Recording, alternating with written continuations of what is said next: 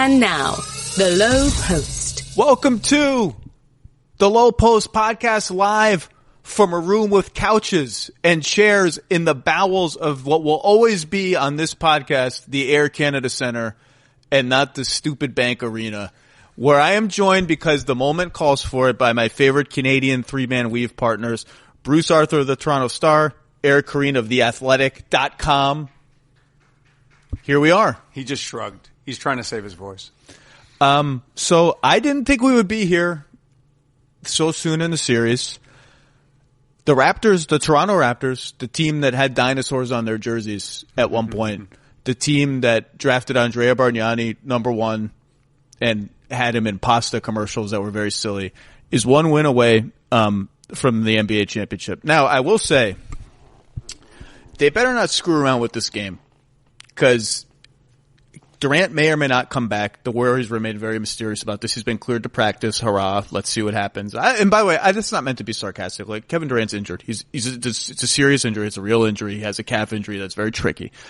But if he comes back and gets on the court and discovers, oh, hey, I feel all right, and the Raptors lose tomorrow, then you go to Golden State for Game 6. No one should want any part of a Game 7. So let's just get that out of the way. This must be, as two people who have chronicled this team for years and years, this must be just insane. Like, can you register that this is happening? I've said this before. The second game story I ever wrote about the Toronto Raptors was Game 5 in Detroit, and Chris Childs forgot the score, and Keon Clark smoked a cigarette in the shower after the game, and I didn't know what I was looking at. And I've watched this team since then. Others have watched it longer and covered it longer. This has happened fast, and it's happened extraordinarily slow. And I believed this team could get to this point, but like you, I didn't think it was going to happen in a Game 5. This is something new in basketball in Canada for the Toronto Raptors, for those of us who cover this team. And it's unexpected, but at the same time, there have been times this season where I thought this team could do this. We've gotten to the point now. Boy, you're really suffering here. It's been a long playoff run. Yeah, and I only have 2 more speaking engagements today too, so it's going well.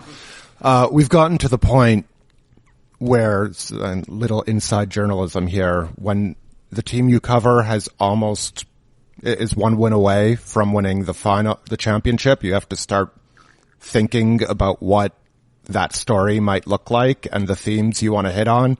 You just can't let the moment wash over you if you want to get something up somewhat timely. And the thing that occurred to me is that the conference was the goal for so long. And I think that's why you saw the outpouring of emotion from both the fans on the streetcars, but also Kyle Lowry, that sort of him not being able to contain a smile, which I'm sure killed him to not be able to do. Like, that was the point for so long, and they'd run in, whether it was at the conference championship level or before, they'd run into LeBron for so long. And they accomplished this great thing against Milwaukee. And now I find myself like 10 days later or whatever it is saying, wait, what the hell's happening? What's going on? I think everybody is. I really think when they won Game 4, and this is part of what I wrote about, I think everyone within the NBA looked at each other and said, wait a second, the Raptors are 1 win away from the NBA championship? Like, they had this 7-game bloodbath against the Sixers, a 6-game really tough series that they had to, it feels easy now because they won 4 straight, but double overtime Game 3 and their season is over if they lose that game. Game 6 here, down 15 late in the third quarter. Not an easy series. 2 really, really good teams. And you get through that and you take a deep breath and, oh, wow, we're in the finals. And then it's like, bam, bam, bam, bam. Wait a second. It's come fast. What Koreen said is really accurate in that during the DeMar and Kyle years, this team never could look itself in the mirror and say, we could win a title. What they could tell themselves is, like, if you really got them to tell the truth, we'd like to make the NBA final and stand next to the guys who are going to win it. Well, this has been my point for years now, is like, there were those Raptors, the pre-Kawhi Raptors, were compared often to the Clippers of CP and Blake Griffin. Yep. And I've heard comparisons to the Paul George Pacers, the sort of also-rans who never could get over the hump.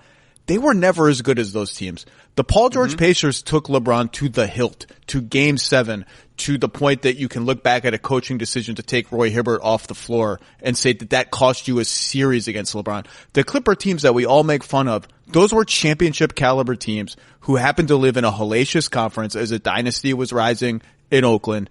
These Raptors were like squeaking by the Pacers, like with Paul George and not much else, and squeaking by the Heat that weren't very good, and getting curb stomped by LeBron and mocked. Like they were not as good as those other teams. And it happened again when they added Serge Ibaka and PJ Tucker. And it happened again when they were the best team in the conference, a 59-win team. And it happened in 7 days. And they got what I always say about the Raptors is this team's history, when you go back 24 years, has been one in which stars leave, there's incompetence, there's absurdity, and then when they got good, they became a joke. They became, by the end of their seasons, something people in the NBA would make fun of because they weren't close. LeBronto. Exactly. It was that Dan Le Batard line after LeBron hit all those turnaround shots. Remember the torturous turnaround shots in Game 2? And he said, this looks like so much fun for everybody except the Raptors. I think last year was really the first time where they could honestly say, we might be able to beat LeBron this time. They tricked me. I picked them to win in 7, partly because of how bad the Cavs looked against Indiana. And that Cavs team was super flawed. They took the, we're not going to play defense for a full year to a whole new level. And I forget what they were going into, what they were through the regular season, but it went from like bad to abysmal through the regular season. And then to see the same shortcomings be revealed. It's funny, we're sitting here on, the precipice of something potentially great, and you can't help but reflect on, the times where the iteration of this franchise that for so long was the best thing that had ever happened to this franchise just couldn't get over the hump. And that gets to the point though, that it's so odd for this to have changed so quickly. And I know you said both slow and quick, but, the goal was reached and it coincided with Golden State's injuries and the free agent situation with Kevin Durant to the extent that that's affected things. We'll never be able to know fully. And I mean, timing's just such a big part of everything that happens, and it really advocates for, not tanking all the time and kicking the ball down the road, like isn't the worst strategy. This team is in some ways, and I'm working on a column about this, so I don't want to spoil it totally, but in some ways, a living argument for staying good. Now, in other ways, I don't think they're an argument for that, and that's what I don't want to spoil. But they are in some ways a sort of living monument to the power of being like a good team and staying good. And everyone who said, this is why you don't break up a 55-win Clippers team, because as good as the Warriors are, you may run into them at a time when someone is injured. Kevin Durant is injured. Klay Thompson is injured but playing. Andre Iguodala is injured but playing. The rest of their bench has fallen. Kevon Looney is as a whatever he's got and is playing. DeMarcus Cousins is recovering and plainly does not belong on the floor in the NBA Finals. Like, they've caught them at the right time, but that pre-Kawhi, it wouldn't have mattered. They wouldn't have had a shot against this team.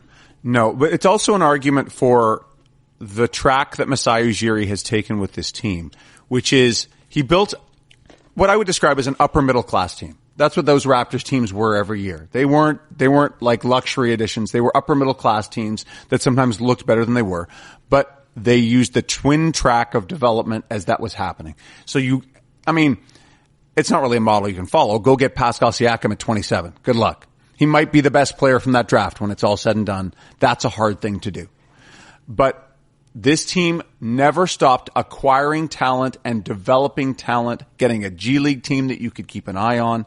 And so when they got to the moment, every good team, if you want to take that jump to the next level, you need a talent upgrade, right? There are very few teams in the last 40 years that have won without a past future or present MVP on their roster. You can count them on one hand.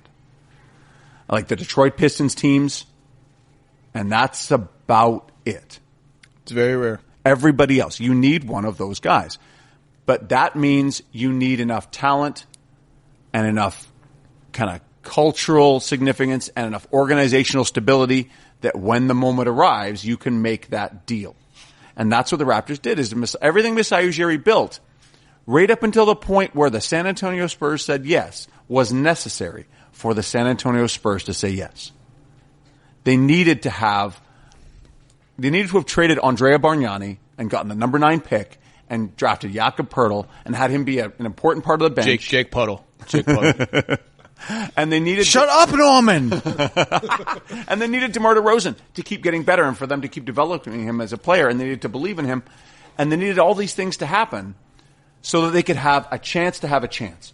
And that has carried them to where they are now.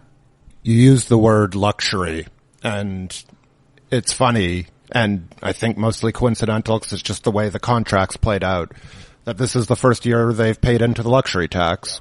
And I mean, and that's because this is when Norm Powell's contract kicked in. Like, that's the only reason. Nice to have a finals run when you're paying into the luxury tax. Yeah. Because nice for them. Yeah, but someone told me today, by the way, it's costing $4,000 to get in the door for Game 5. Last night I heard 2, and today from someone who would know I heard 4 to get in the door. There are 2 courtside seats that were up for sale that were $60,000 each. 4 to get in the door and sit in section 3. But it's a good view. That's one of the good things about basketball is like you get a good view up there. But I mean, like $1,000, I'd be like, if I love the Raptors, 1,000, like that hurts, but I can part with that. 4 is like a nice used car. Like 4 is a lot of money. Yeah, a lot of season seat holders are making their purchases back in this playoff run by selling their seats. Honestly, like doing okay. you want to say, how can you sell your seats if you've been a season ticket holder? That means you've committed so much to this team, and the moment for them is on the precipice. But they still got to pay. It's not like you get to pay $100, but your normal season seat price for your seat, you still got to pay whatever it costs. The time to make your money back was like Game 3 and 4 against Milwaukee. Like that's when you make your money back. This is the moment where, if we can back out for just 1 second, and I think we've talked about this a little bit before. If you grew up loving basketball in this country, you were an other. It has always been that way. Now they're more popular than the Blue Jays. I think, right? Yeah. Koreen is saying maybe not. The Blue Jays topped out around 4 million, 4.2, 4.3, but that was for the American League Championship Series, wasn't a World Series game.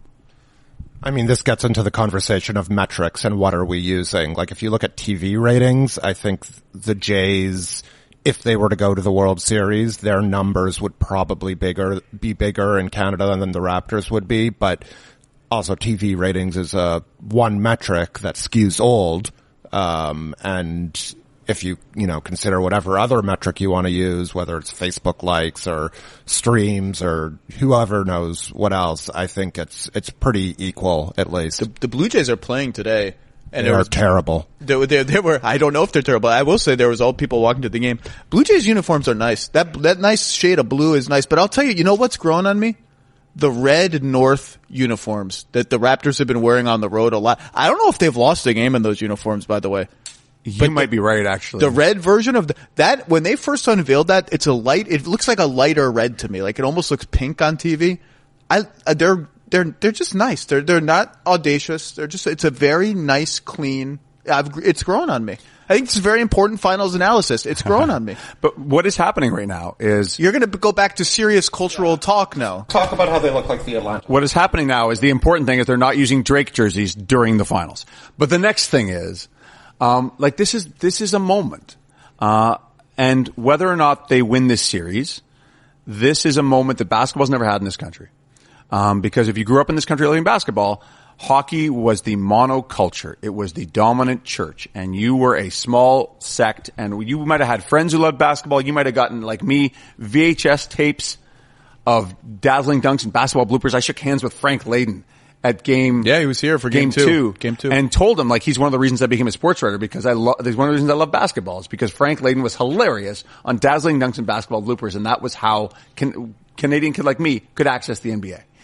And what's happened now is you have a team that after all these years for the Raptors has passed every test to this point. And the tests, as you mentioned, in the Philly series, the Milwaukee series, those were near-death experiences. And if you're a Raptors fan, your team has never gotten past that. And now they're at a moment where they have a chance to win a title. People, it's that time of year again, basketball's home stretch. This is where all the hard work pays off when we see who's tough enough to be crowned the champion of the NBA. It's where players are more driven than ever to go further, faster, and longer. And that's what drives Goodyear to make tires that do the very same thing. Goodyear knows that performance is everything, whether it's on the road or on the basketball court. So when it comes to choosing tires, let Goodyear.com help you choose what's best. Goodyear, more driven. Well, let's talk about the last test then, because this is a test. This is the Golden State Warriors. This is a team that, look, Game 4 had a feel of, and this is what makes the playoffs so interesting because you never know when it's going to come.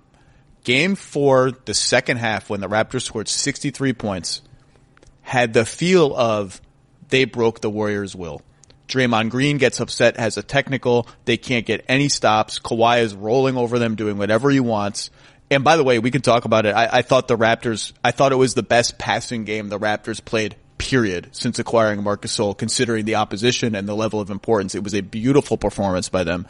It had the feel of they gave in. And seldom do you see a game like that has that feel and the team recovers to come back. Now, this is not a normal team. This is a 3-time champion.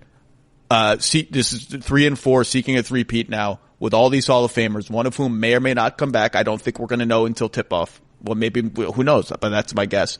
And if there's a team that can look themselves in the mirror and say, hey, hold on for a second, why not? Like, all we gotta do is win game 5 here, and then it's not that hard. You win a road game, then we go home. We should win at home. Now, we just got curb stomped at home twice, but we should win at home. We can talk ourselves into that. And then in game 7, you just talk yourself into, hey, we're champions. So let's talk about the series. Like, what strikes you as something Golden State can do to win here tomorrow?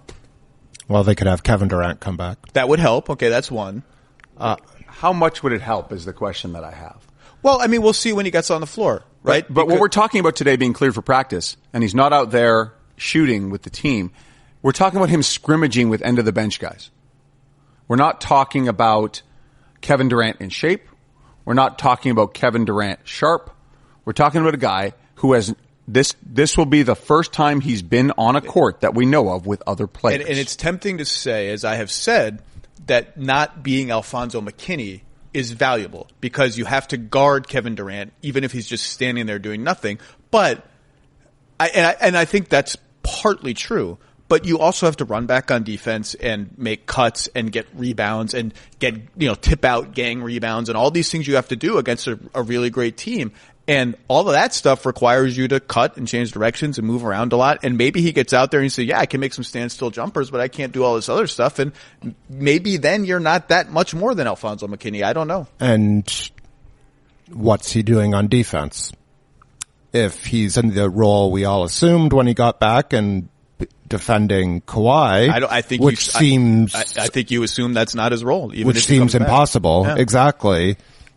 Like that's almost a non-starter if his calf is anything less than 90%. No, what you could do whatever. is say we've decided that we're going to split the Kawhi matchup between Andre Iguodala and Klay Thompson. Maybe Andre started on him, I believe, in game 4. Klay guards him a lot.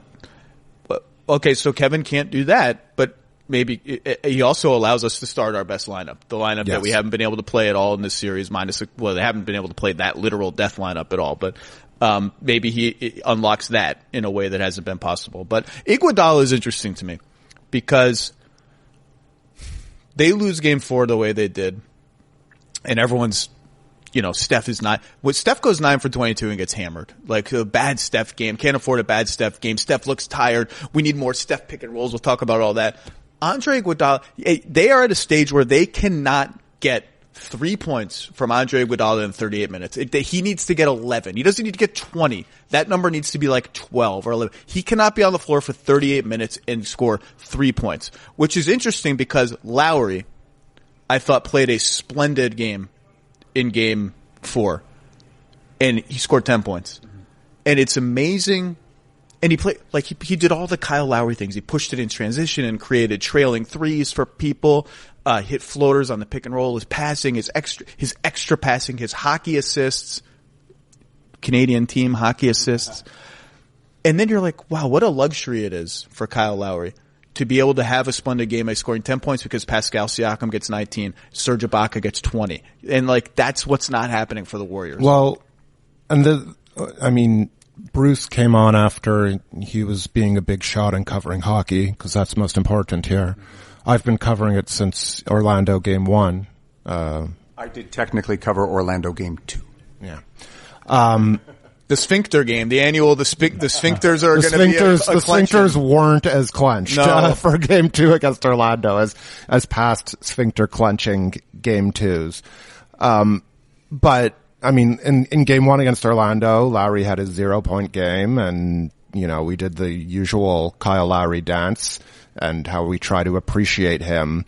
But the thing I was going to say is that in so many ways during this run, people have been asking Nick Nurse, people have been asking Kawhi Leonard, people have been asking Kyle Lowry, people have been asking every Raptors figure, how much does Kawhi Leonard's aura, the way he carries himself, his apparent calm and don't give a shitness, does it go over to his teammates? And nobody can answer that. Like, you can guess, but I think the thing that happens is he carries the load that he carries so well, and that load is so formidable that all of a sudden Kyle Lowry's in the right place. He's carrying the proper amount, and he also doesn't have to run, however many pick and rolls a game. Pascal Siakam can operate on the other side, and when things aren't going well at the start of game 4 against Draymond or Iguodala, he can just keep on bringing it on defense and see where he fits into a game. And Marc Gasol, if he has the yips with one, or not the yips, but the occasional Marc Gasol, I'm not shooting, the persnickety Marc Gasol. That's okay, because there are other guys that'll shoot, and Kawhi will score in what could have been a disastrous first quarter. He'll keep you afloat by being, hitting some tough shots, and then you're still in the game. So Kawhi Leonard has just made the load for everybody else, which is what superstars do, so much more manageable. Turns out having arguably the best player in the league is super duper helpful. It is very helpful. The funny thing, if you look at Kyle's numbers in these playoffs, they're not that eye-popping, right? Like, he's averaging, I haven't looked at them today, but like 14 points. Percentages are okay. He's given you some decent rebounding and assist and steal numbers. But I think this is the playoffs where people have appreciated Kyle more than in previous runs. And he had, as he has told me and others, he had good numbers last year and the year before, and basically everywhere from about game 2 of the Miami series in 2016. That Miami series was the worst. It was just the worst. It was if you went back and watched the Miami-Toronto game from, was that 2016 or 2016? You would be like, this is almost as bad as like Phoenix, Sacramento late in like a typical Sacramento season. Not last season when the Kings were actually fun to watch. Glorious moment in Raptors history, yes. But Draymond Green said it before this series that now he's in the perfect spot. Kyle has never been a guy who can carry an entire team by himself because he lacks the physical gifts to be able to cut through the hardest moments in the NBA. He is not 7 feet tall like Kevin Durant. He is not built like Giannis Antetokounmpo. He is not as strong or as powerful as Kawhi Leonard with that size. He doesn't have those things, but he has all these other things he can give you. I've said it over and over. Watch Kyle Lowry block out a big guy. It's awesome. Like the little things he does. My favorite Lowry moment from Game 4 was after a made basket, hard push, which he did this many times after a make, hard push, get deep enough in the lane that he draws help. Even though he's still kind of covered, but like the center, I think it was Looney, just instinctively, all right, this guy's near the basket, I gotta be there. Kick out to Marc Gasol, who's open. I can't remember if Gasol shot or he swung it to someone else who shot. Someone shoots a three. Kyle, because he's under the rim, is like, well, I'm gonna try and get this offensive rebound. And drew an over the back foul on someone because they couldn't get around him and he boxed him out. And like, that's a very, like, he either produces a three or he keeps the possession alive. It's a very Kyle play. Kyle is the guy who figured out that if you call a timeout while dribbling straight down the middle of the court, you get to decide which side of the court you inbound the ball on. He was the one who figured that out. Nick Nurse said that Kyle was the one who kind of went, hey, we can do that. Would have been useful against the Nets 5 years ago. Yes, it would. Not all things come when you need them. But he does all these little things. Like that game in Game 4, the passing and the creation and the way he acted as the brain on the floor for that offense was essential. The way Serge Ibaka is at his best when Kyle Lowry is finding him in the places where Serge Ibaka is Serge, good. By the way, let me give Serge some credit.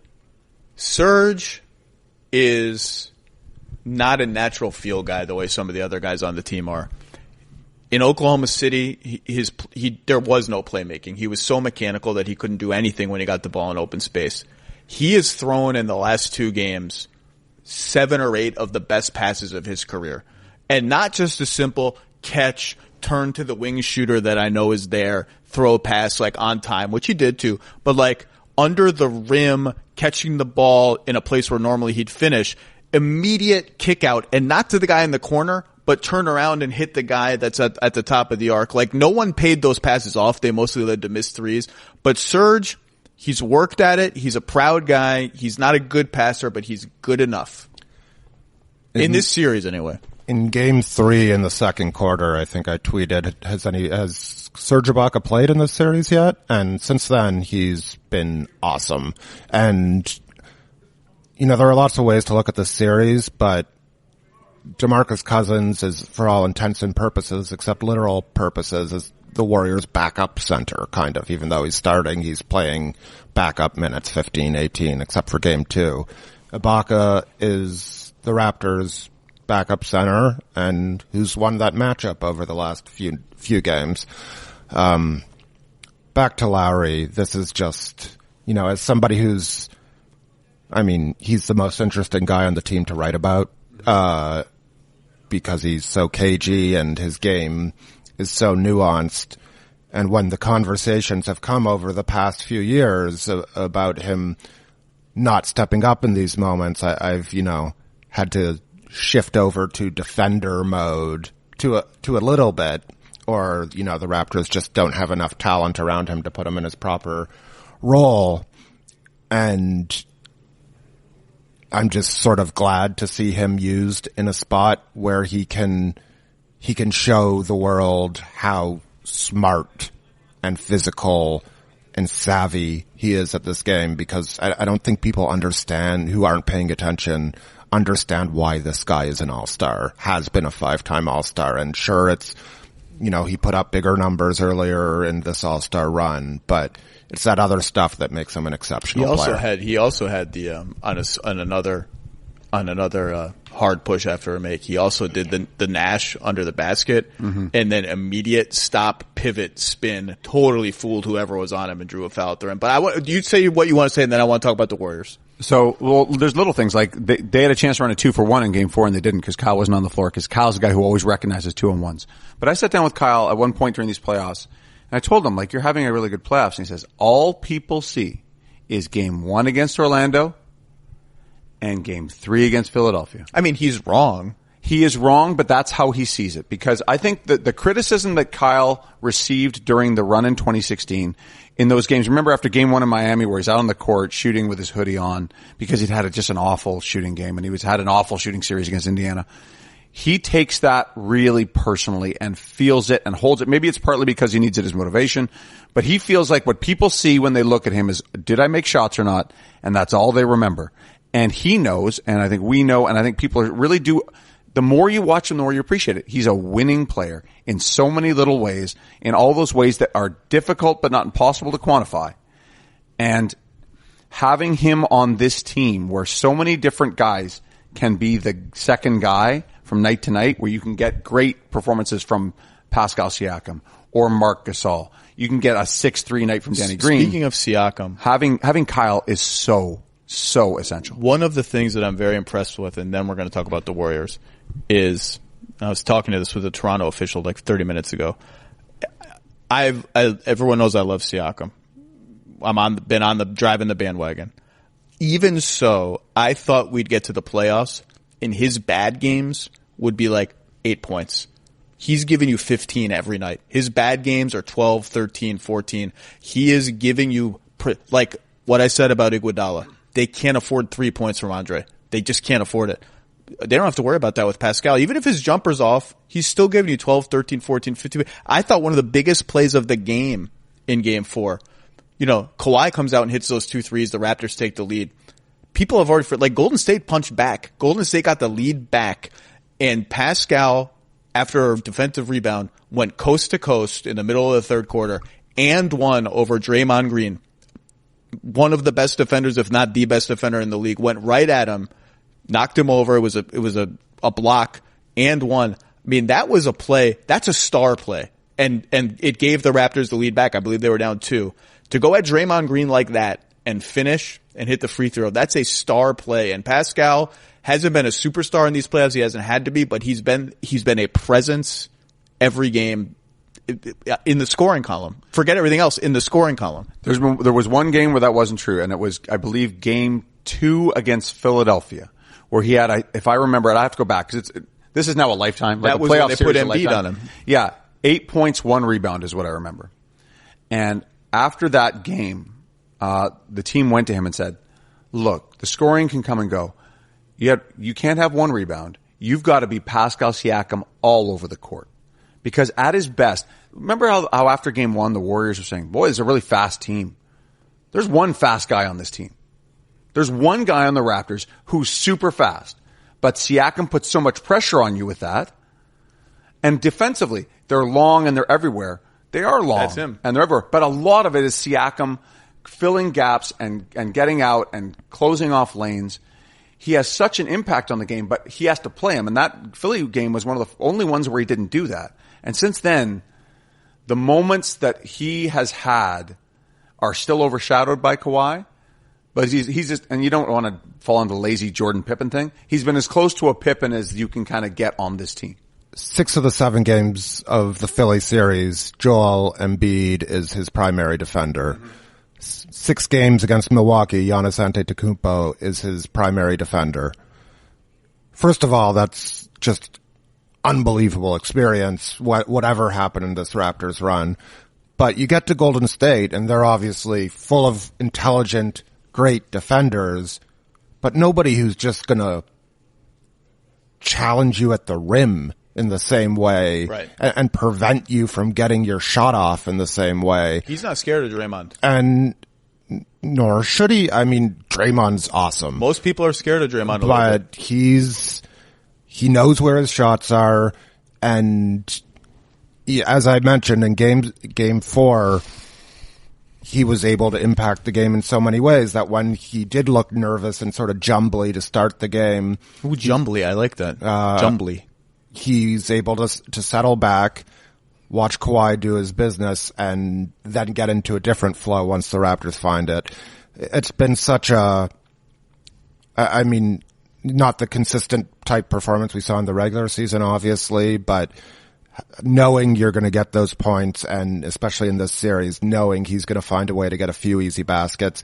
He raced down to get a post position on Sean Livingston. And they're taking advantage of it fully when he gets a mismatch. He's got Andre Iguodala on him, or he's going right to the block and he's scoring. Listeners, I like anything that can save me time, and SeatGeek has emerged as the go-to time saver for buying tickets to anything, NBA playoffs, any other sporting event, concerts, comedy shows, Broadway shows, more. SeatGeek has all the tickets you're looking for. It searches the entire secondary market almost and puts it all in one place that's super easy to use. It rates every deal on a scale of 1 to 10. It has green dots for good deals, red dots for less good deals. It has an interactive seating map so you know exactly where your seat is, whether anything's in the way, all of that stuff.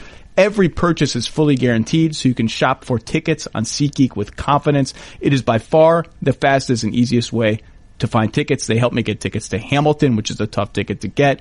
SeatGeek will, for now, even give you $10 off your first purchase. All you need to do is use the promo code I'm about to tell you about. You got to download the SeatGeek app, use promo code Lowe, Lowe, my last name, the name of this podcast. Bam, $10 off your first purchase. That's promo code Lowe for $10 off your first purchase on SeatGeek. The easiest way for the Warriors to get back in the series, obviously, like Durant plays, Andre makes some shots, like 12 points. Quinn Cook, I thought if there was a low-key villain for the Warriors in Game 4, Quinn Cook got 5 good jump shot looks and missed all of them. Like, it can't happen. They're too thin. You can't afford that. Draymond has had a B- series, I think. Maybe a B-. He has 20 turnovers in 4 games. And the Raptors, who were a good team at forcing turnovers in the regular season, not a great one, are, I believe the Warriors' turnover rate is 17% of their possessions in this series, which would have been the worst in the league in the regular season. They got to clean all that up. If they have Durant, play better lineups, play their best lineups. That helps. I do wonder if it's time to finally just start Kevon Looney. I've been saying this for 2 weeks. Cousins is not ready. Maybe to 2 days off help. I don't know. And you know, there's been this outcry of they need, every time the Warriors lose, it's always because Steph hasn't run more pick and roll. Let's have more pick and roll. So here are the actual numbers. In Game 4, Steph took 31 ball screens, I think, if I'm looking at my notes right. 31. His average for the series is 35. So, okay, so maybe it's like 4 or less. His average for the season was 28. So that makes sense. He's run more ball screens since Durant got hurt. I think his high number is around 40. So maybe 31's a little low. His MVP seasons were 33 in the unanimous one and 38 per 100 possessions the year before. So like 31 is not some crazy underutilized outlier. And I just don't know if more Steph on the ball, at least running pick and roll. Now you could talk me into like maybe just let him ISO, maybe just let him burn Fred VanVleet off the dribble and see what happens. But you know what happens? 5 dudes converge on him and Draymond Green shoots a 3-pointer off the side of the backboard. I just don't think with the level of shooting that they have around him without KD that a Steph pick and roll is some magic elixir that running 50 of them is going to change. The Raptors know what to do. They know who to help off of. They know when they need to start pressing those guys because they turn into screening and handoff threats. They just know how to do this. And I understand why the smart Warriors fans always want more Steph on the ball. They're right. I think that's generally been a correct thing. I just don't think A, it was underutilized as much as people said in Game 4, and B, I just don't think it's a magic elixir that's going to flip the series on its head. This is the problem with playing a team that has the best defense in the NBA, which is what the Toronto Raptors have. One of my favorite little details about the series is early on, Draymond would do that thing where he hits that hard first dribble and then throws a little lob to the center when you come over to help. Yep. And what the Raptors figured out is he's going to throw that lob a lot. How many of those have they knocked away in the last 3 games? They had a stretch, I think, in Game 3 where they knocked 2 in a row away in like a span of a minute. They're so smart. Like one of the most, we've all written about this, but it's so fun and interesting to watch. Marc Gasol is a basketball genius. When he got here, they kind of said, Mark, this is what Kyle likes to do. And Mark said, I know. And they said, okay, these are kind of some of our defensive coverages. He's like, I know. He knows. Like he's not a basketball computer quite, but he's something close to it. Kyle's such a smart defender. Kawhi is a genius level defender. Danny Green is an all-league level defender or close to it, and Siakam's going to be. All of that, plus good schemes, means that they, as this series has gone on, what you've seen is they've adjusted to some of the things the Warriors have done. Nick Nurse is a really interesting coach. Mm-hmm. So I said this on my last podcast, so I won't belabor it here, but starting Fred VanVleet in the second half of Game 3, Eric, you wrote about this in your most recent piece. I just don't remember a coach doing something like that with a lead and when the guy he's replacing is playing well as Danny Green was. I just don't like all people are going to remember is the box and one because it's gimmicky and everyone can see that. That was a very gutsy and interesting decision. Even things like at the start of Game 3, they posted Marc Gasol up a lot on DeMarcus Cousins. I did not see that coming, and I did not think it was smart. And the first time they did it, it didn't work. And the second, third, fourth, and fifth times they did it, it worked. When in Game 4, the Warriors love to do this thing where they post up Draymond, and they call it head tap. That's the name of the play. They post up Draymond, and then two guys screen for each other off the ball, and Steph pops open for a three or Clay pops open for a three. They hard trapped that in the post out of nowhere, just to say you don't know what's coming. Like we on a moment's notice, we might just totally do something out of the blue. And he's just coached since the middle of the Philly series, which got off to a shaky start. I think he just does stuff that's really interesting. Posting Gasol, like it worked. They saw something or felt something that indicated to them, if we go to this a lot, it's going to work and it's going to wear them down. And I just did not see that coming and didn't think it was smart, and it worked. Nick is very comfortable looking stupid. Not that he looks stupid, but he's not worried about the potential that he might. And, the box and one comes out and, Steph calls it janky. Nick's like, I don't care. It worked. We almost had a possession with down 2. Wild. And uses it again in Game 4 to say, hey, Steve, you can't rest Klay Thompson in this game anymore. Sorry. Or else we're just going to do the same thing. He chased Klay Thompson back onto the floor, Klay had an air ball or close to it near the end of the game. By the way, Klay, he was awesome. Klay, again, it's like Steph's 47-point game will be lost. For Klay to come back, and I think he had 28 on like 10 of 18 or something like that. 6 of 10 from 3, if I'm remembering right. I don't have it in front of me.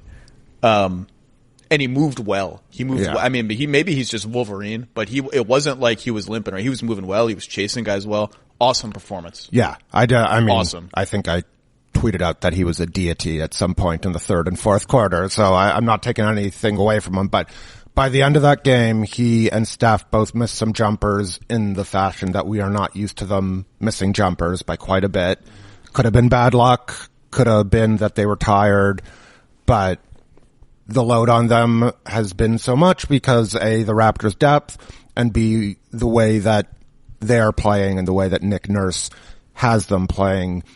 The whole team, and this starts with Nurse, is just so versatile and smart enough to be versatile, to where you can use that willingness to look dumb in the pursuit of surprising your opponent or, confusing your opponent. They're smart enough to where you can really use that and go at it repeatedly and get your opponent in a state of, it only takes 1 or 2 seconds to throw off a possession, right? The other little thing I forgot to mention was first 2 games of the series, Golden State, now this is according to our tracking numbers, which are not perfect, but they're close, 159 off-ball screens. The Raptors switched 17 of those 159. In the last 2 games, they've switched 35 combined, twice as many. And they made a clear decision. When Steph sets a back screen for somebody, we're going to switch that more because we're just getting killed on back cuts. It's like just a little thing. And they did that without, and this goes to your point, Bruce, about the IQ of the team. They did that without having to say, well, now we just have to switch everything because our guys are going to get confused, but because we can't switch this one thing, but not everything else. They did that. It's an isolated thing. We're going to switch that. Everything else, guys, do what you're doing, and people were okay. Got it. Let's go. I asked an assistant before the series started, and I think it was an oddly specific question. It was like, if they go Draymond, Steph, pick and roll with Klay, can you guard that and get out to any shooters who are there? And the guy looked at me and said, the great thing about this, the fun thing about this is the answer is always yes with this team.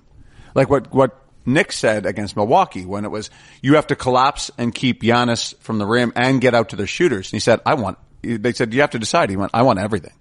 I want it all.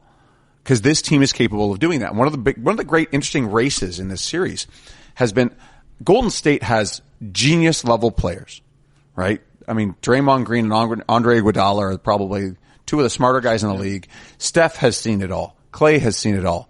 This is a really smart team. Yep. And the Raptors, meanwhile, Marc Gasol, Kawhi Leonard, Kyle Lowry, Danny Green, Fred VanVleet.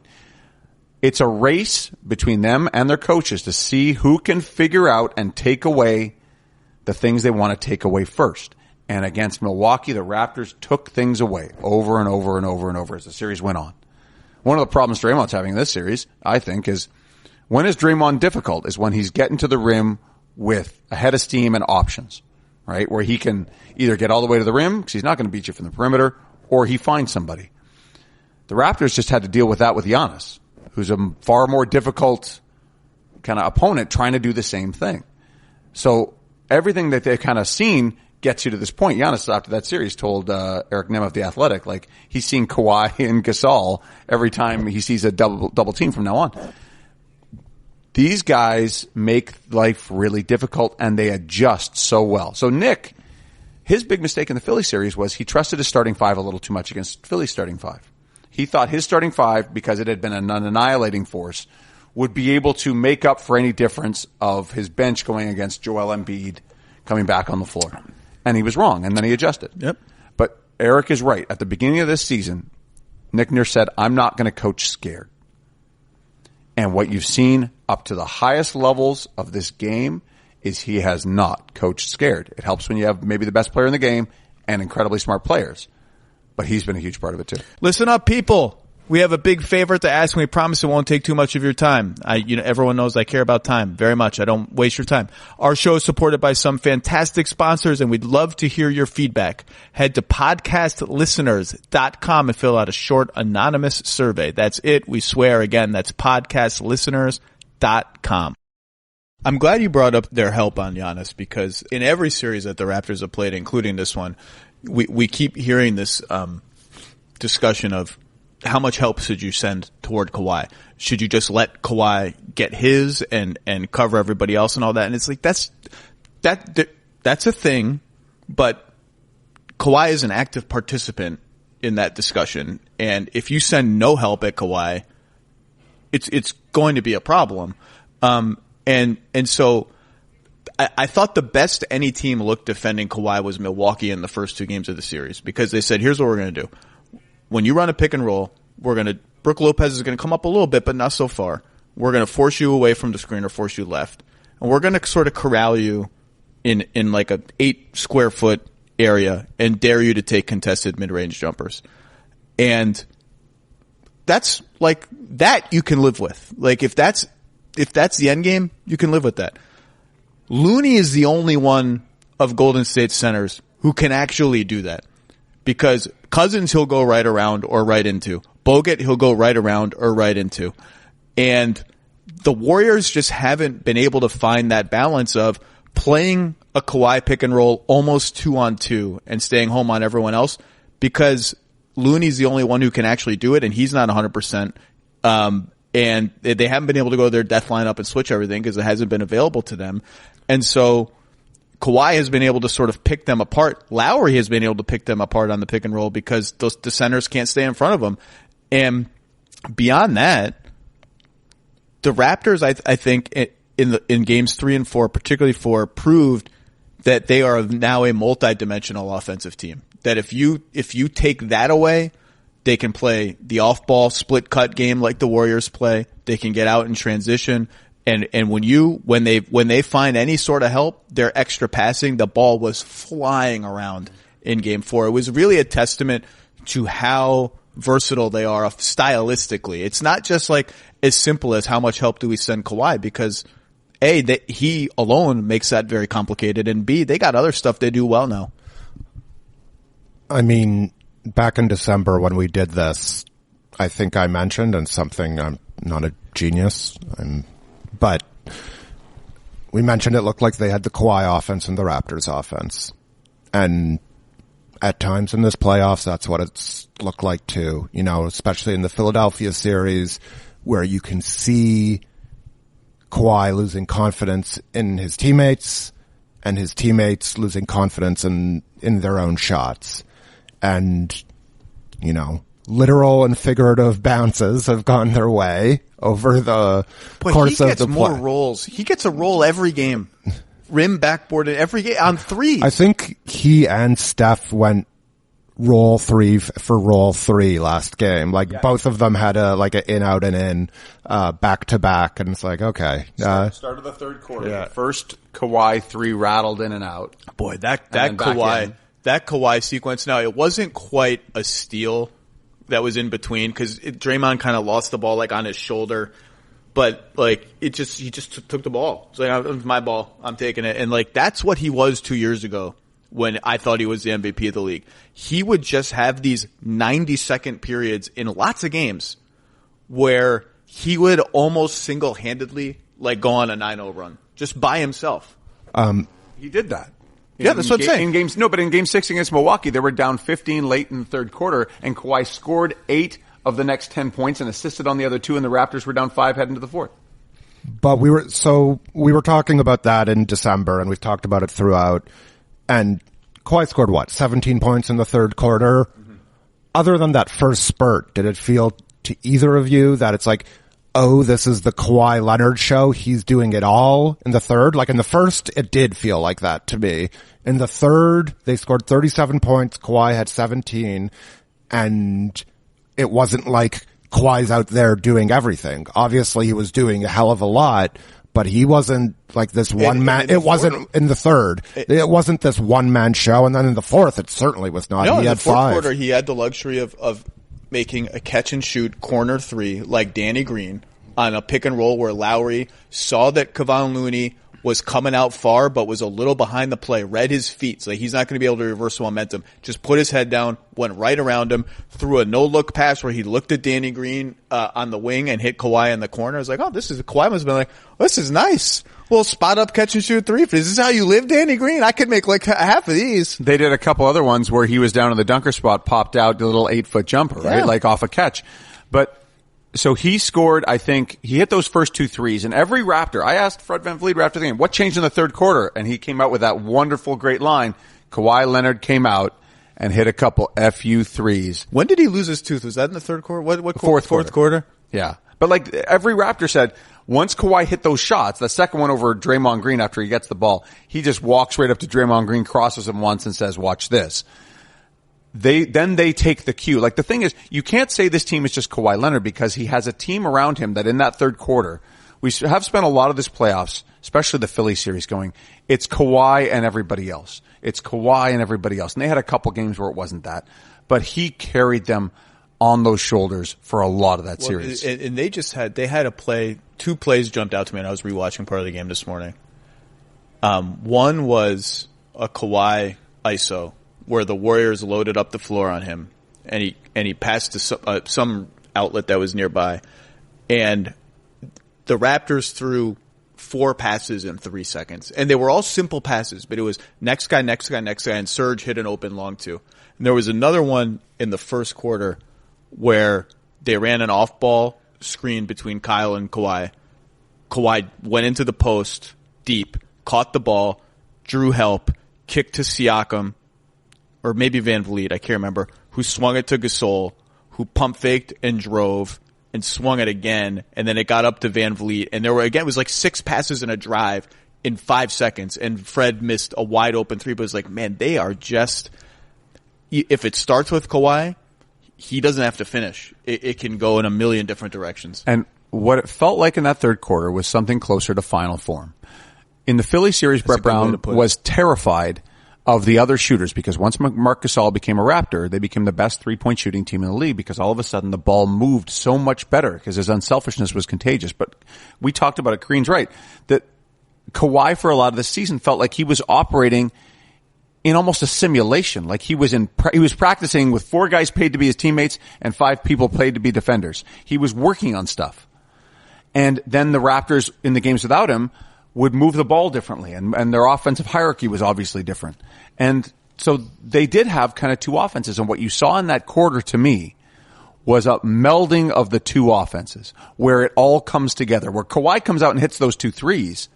And then you're in the position where Philly didn't want to send too much help, so Kawhi killed them. Milwaukee sent too much help, so other guys hit shots. The balance is difficult with this team. And in that third quarter, that's what a star is. You have these conversations like it's easy, and sending no help at a star, sending no help at a real star, a 6'8" freaking dude that guys bounce off like he's like made of stone. Sending no help is you lose. Like you just lose and your team fouls out. Like it's not a magic solution. But that what I mean by final form in this is the defense can go to levels that are hellacious. And then they can run and they can score in transition. And if you get an offense where you can't commit too much to either Kawhi or everybody else, and they finally know what they want to do in all the situations, which has not always been the case with this team, where all of a sudden it's instinctive and the ball's going to places and they see your weaknesses before you do. That is what this team's been working towards all year. All the experimenting, all the different lineups, all the Kawhi in and out of the lineup, Pascal as a lead option. It all came together in that third quarter. I forget if it was before or after Game 3, whatever it was. I think it was after Game 3. Kawhi, in his press conference, said, "We just need to keep on playing in flow. Stop worrying about getting me the ball because that causes stagnation." And look, if he's saying it to us, he's probably said it to his teammates, one would assume, assuming Kawhi speaks, which he does. He said it to his teammates. By the way, do we think that Kawhi is maybe in on the joke with like his ultra literal answers? Yes. Do we think that maybe he's in on it? I forget one of them. He literally smiled. Where are you after we was down 2-0 and is like, where do you go from here in the Milwaukee series? And it's like, Game 3, Toronto. His answers are literally like step-by-step descriptions of mundane events that are going to happen or have happened. Yeah. I think he's in on it. I think he's having a little fun. Like he realized like, I'm kind of being ridiculous and people realize I'm kind of being ridiculous, so I'm going to be more ridiculous. He's not into it to the level that OG Anunoby is in on it, OG's been doing this deadpan, OG's like a little contemptuous of the media, I think. So there's a little deadpan, going on. Yes, I had a point. Sorry for interrupting. No, it's Kawhi, okay. If he's saying that, if he's saying that, he said it to his teammates a bunch of times. But, he's basically saying that he sees what everybody else sees. And that means the Raptors see it. They're not, like, this team's not stupid. It's just a hard, like you said, it's a very hard balance to find. And it goes back to what I was trying to say earlier and can't because I'm not very eloquent. When he scored 17 points in the third quarter, other than those first 6, I was never like, oh, Kawhi's going to work now. Right. It was like, he got the ball in flow and he made decisions. That was it. It wasn't like the Kawhi show. And then he scored 11 more points in the final 3:18 of the quarter, which was again what he did in Game 6 against Milwaukee. Same thing. But in between those moments, the first minute or so of the third quarter and the last 3:18, the Raptors carried the load. It wasn't just the Kawhi Leonard. It was the Raptors. He is, you can argue whether he's the greatest, second greatest, third greatest player in the world. Take your pick. There's aesthetics there. There's decisions, whatever. This team at times is capable of living up to him. And when they do that, this team is what you saw in Game 4. Now, again, there are games to be played, and everyone's making the comparison to the 2014 finals because A, Kawhi, B, potential end of a three-peat quest and whatever else. And C, the way the games have flowed is the same way, where it feels as if the dam broke a little bit and the Raptors figured them out. And I will say it again. Even if it feels that way yesterday and today, it don't mean it's going to feel that way in the first quarter tomorrow. I have too much respect for the Warriors. They're too good for me to assume the series is over and assume that their will is broken and all this. I don't think their will is broken. I think they are going to come out tomorrow and make the Raptors earn it. So that said, this will be all of that aside. This will be the last question. Bruce, you touched on it a little bit earlier, talking about feeling like an other as a basketball fan. You guys are from here. This is only. Bruce is a dirty West Coaster. Okay, whatever. I'm only a frequent visitor. Why is this? I mean, Toronto sports fans are crazy, period. This is a crazy sports town. It's like a nice Boston. Like a nicer Boston, like a nicer, like more polite and friendly Boston. There's just people just like sports for some reason in the bloodstream. People, FC Toronto moves here and plays a little itty bitty stadium, and the team stinks, and every game is sold out, and there's sing songs and chants and toilet paper and all this stuff. But why is this why are there 40 Jurassic Parks? Why does it mean so much to people here that they might win? I'm not the first person to make this point. I think my colleague Blake Murphy made it on one of the other thing whenever we were talking to whoever knows. Too much talking for me.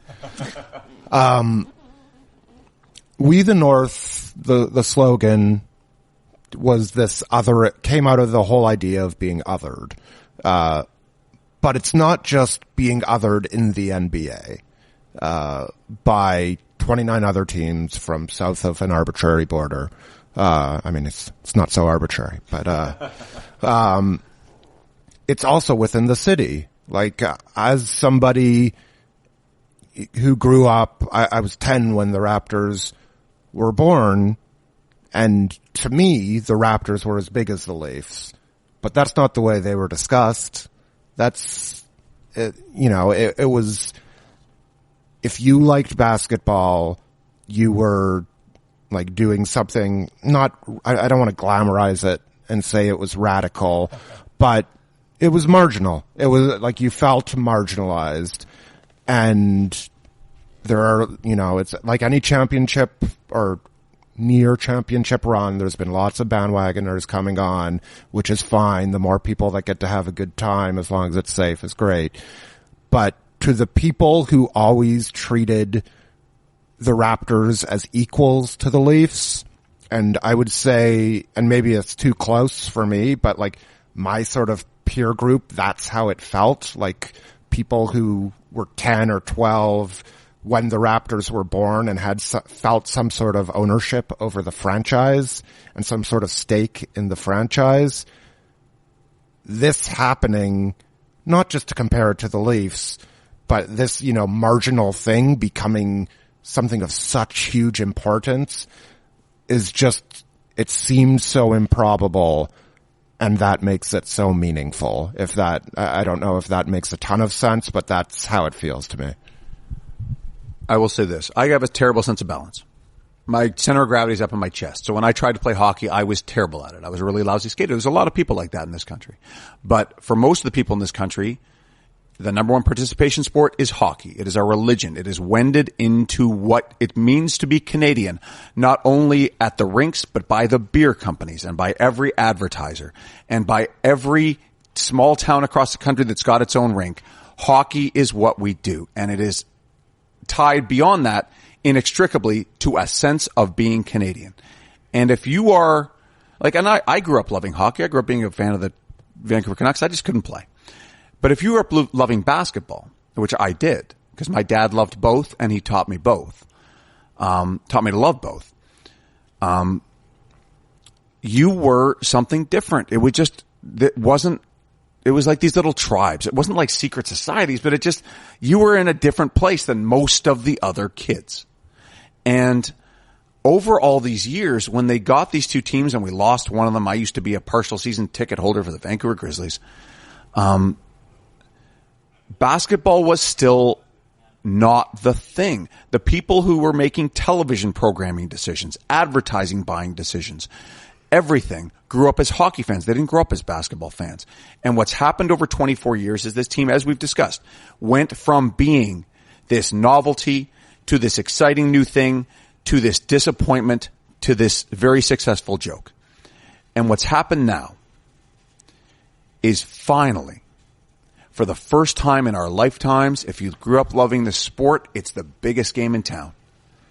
This is the thing in this country right now. And there are 4 to 5 million people watching it on television, which is a number reserved not even for the Stanley Cup final. Forget that. Without a Canadian team, you don't get that in the Stanley Cup final. But you're talking, this is what a Grey Cup, which is a national thing, gets. This is what a Super Bowl gets. And it is something where all of a sudden basketball matters in this country at the highest level. And I think that's why you see viewing parties not just outside this arena, because there's 6-7 million people within a half hour's drive of here. Of course you can get 15,000 people outside the arena. But you see it not only in the suburbs. You see it in Halifax. You see it in Vancouver. You see it across the country because the tribes are finally coming out. And they're adding more people. And there's room in the Church of Basketball for everyone. And that's why I think it's so big. In a country where no major championship has been won by any team in this country, and I'm talking basketball, baseball, and hockey since 1993, it feels good to win, and it's basketball that's doing it. And it's all colliding in this one place, in this building, in this town. I don't know how many times people in this city had to hear, you talk about how great the crowds were for Raptors games and how even in the lean years the attendance was pretty good. And what was the explanation for that? Well, all the Leafs fans had to buy Raptors tickets. Yep. That's how you got Leafs season tickets. You had to buy Raptors tickets. And I think if they do go on and win, I think one of the more poignant moments will be after Game 4 when Fred VanVleet was asked, do you feel like now that you've got your eye battered and lost, a tooth or part of your tooth, do you feel more Canadian? And he was like, if that's what being Canadian is, I'm not sure I want it. He was joking, to be clear. He was joking, but basketball is its own thing. And right now it's the thing. And that's special for a lot of people. And also it's just fun to cheer on a winner. It's fun to cheer on a winner. I'll let you guys leave it there. I will say it makes me scared for what will happen to this city if the Maple Leafs ever win the Stanley Cup again, because there might not be anything to come back to. And I'll say it again. The Raptors better not mess around in Game 5, because this is the Golden State Warriors, and all this nice talk about what it would mean and this and that. Don't mess around with this team. Don't go back to Oakland. Don't give Oracle another game when they know then that it's the last game in Oracle, for sure. And don't chance a Game 7 here against Steph Curry, Klay Thompson, Draymond Green, and Kevin Durant. They better get it done tomorrow. I'm not saying if they lose tomorrow, they're going to lose the series. If they lose tomorrow, they are still a huge favorite to win the series, obviously. Let's remember who they're playing. They're not playing the Utah Jazz sneaking into the finals. This is a dynastic team that they're playing. So I expect it to be hard tomorrow. And that's all I got to say. It should be hard. I will say this for this Raptors team, and this links back to what we were just talking about. If you're a Raptors fan, you're conditioned to expect disappointment. Masai Ujiri has told me for years and told all of us for years, why do you guys always expect the worst? Why do you think it's going to go wrong? Why don't you have confidence in this team, in yourselves as a city? And the answer is always experience. This is what people in this city have known. And what this team has proven so far is that in the biggest moments, in the hardest moments, they've been a team that you can believe in. And that doesn't mean they're going to win the series, but they have 3 chances to do it. 3 chances, and the first one is tomorrow. We will see what happens. I always appreciate you guys coming on. It's been a fun ride over the last few years doing our podcast as the Raptors became something that people actually cared about. We are, 30 hours, 29 hours from tip-off of the biggest basketball game that's ever been played here, probably. So it will be fun. The atmosphere is going to be absolutely insane. And we will see what happens. Maybe I'll see you in Oakland, or maybe I'll see you next season or in Vegas or something. We'll see. Thanks, guys.